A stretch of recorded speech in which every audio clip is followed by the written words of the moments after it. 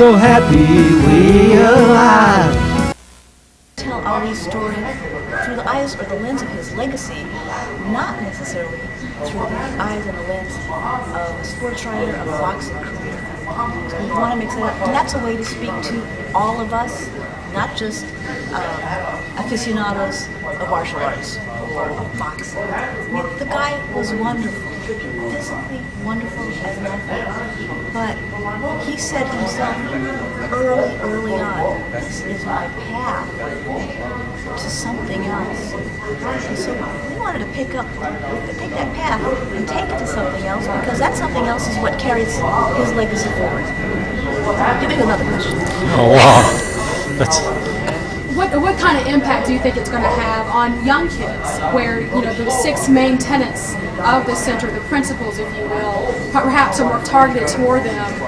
So how do you think they're going to respond, and can they really grasp all of those concepts of confidence and conflict resolution, those kind of heavy, thought-provoking issues when they could be just teeny tiny kids? That's a good question.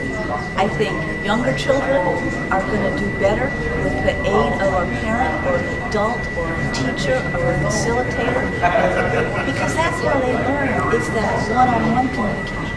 But I believe a young child can understand dedication, just if it's simply set a goal and work hard to get it. We will be offering a rich annual programming to help facilitate. We don't expect everybody to get it just by looking at a visitor experience. Conflict resolution is a hard thing. The kids are dealing with that in school all the time. And if a child can learn to respect another child, you don't have to like this kid, but you have to treat them respectfully. And that's something that you can work out pretty young. And that's a step-by-step, early-on opportunity that I know Lonnie Muhammad want. Do want the center to. So, how often are they going to come back to the center? Do you know? I meant to ask Lonnie. I think that's a Lonnie question. I can't right, speak for their sure. family. Right. Yeah. Can you tell me some more about the themes that you just mentioned in the museum and the different areas? More about them. Sure. What? I mean, how an area, how you take that idea and bring it to life. Okay, sure. Let's take conviction. Let's use this as an example. If you know Ali's story, what's conviction about? It's standing up for what you believe. But first, you have to get at what you believe. Muhammad's conviction begins as he became a member of the Nation of Islam and began to articulate and speak to his own self-confidence as a black man, his pride, believe in that message of that philosophy and his leader, Muhammad. All right, take that and put that in the context of a very different America that we live in right now. Segregated America, angry, resentful, racist America begins to make a little bit more sense why this guy needed to put his arms around something to give him strength in the face of many, many challenges that the black people. So you get this story and then we pair it with the story of the growing Vietnam conflict, because the strength that he gained as a Muslim gave him the strength and the belief to move forward. And when the draft came around to him after those numbers were dropped, he was able to say, this is against everything I believe. I'm not doing it. I'm ready to die. I'm ready to go to jail. So providing that historical framework, people may never read the story that's written on the wall, but they're not going to miss the physical environment of tension, and they're not going to miss his story couched in a history of conflict and voices and cacophony. Yeah, incredible adversity. And incredible adversity. We include in that section newsreels from both the Civil Rights Movement and the Vietnam era. Oh, really? So you have a multimedia covering all of these different phases. You get this sense of he's standing up for what he believes if you don't know what he's got to stand up against. Oh, And so, I mean, that's the way. Conviction. Believe in yourself.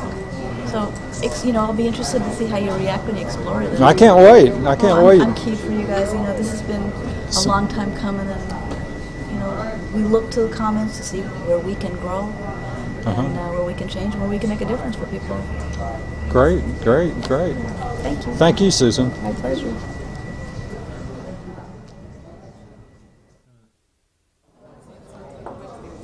Good evening. Welcome to Louisville Late Night. This evening we're at the fabulous Ollie Center, and we're just having a great grand opening here. I want to give you a quick shot from the upper floor out on the Ohio River from the Louisville Center. Yeah, there it is, the Ohio River, from the point of view of the Ollie Center.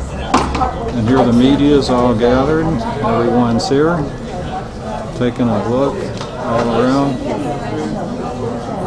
We're just having a great time.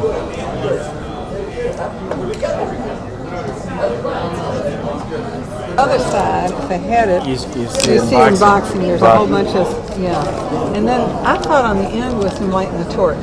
Yeah, you can see it better in this picture. See the faces? There's 4 of them. Yeah, I see. That's what here's And the he's torch. dropping. And this is going to be the torch, the symbol of the torch he lit in Atlanta. Oh, wow. But you can see it much better Now, if there. I went out there to see it, which way would I go? Well, either way, Either way, different on both images. sides? You got to go away several. About a couple of ideally, a couple of blocks away. Then Just see you're it, yeah, see it. Yeah, but it's pretty neat. But, what do you think your readers are going to want to know about this? Well, I think they would probably want to know what y'all telling me.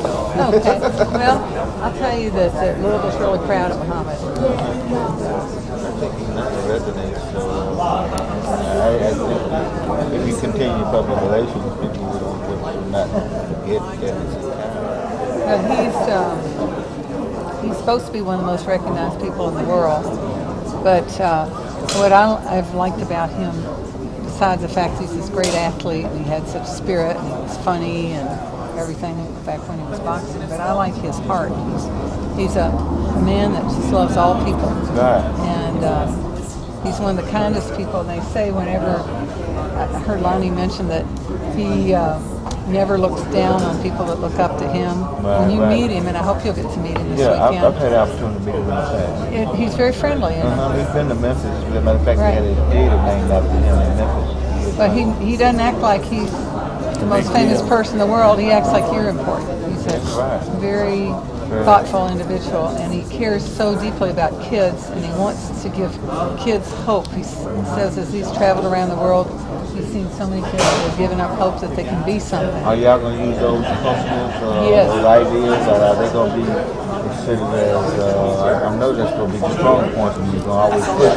Are they going to be something that you can maybe develop some awards around? I think they are going to do some of that. We haven't gotten that far, but that's something I've heard talked about doing a humanitarian award every year. An annual award. But I think in addition to people going through the center, which is really to take young kids and inspire them to say, you can really be something. We all got greatness within us to really do wonderful things and make yourself proud of yourself and give back to the world at the same time. I was in, of course, I'm in Memphis. I was there recently. Oprah received the award. A guy named Paul Rubensaki from the Hotel Rwanda, and then all of them received awards, and that's one thing that attracts, I guess at least the local people. And she came to Memphis, and one of her messages was excellence. That's right.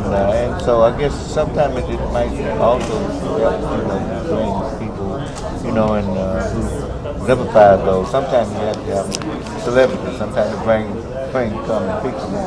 Well, there's 6 themes. I don't know if you heard what they are already.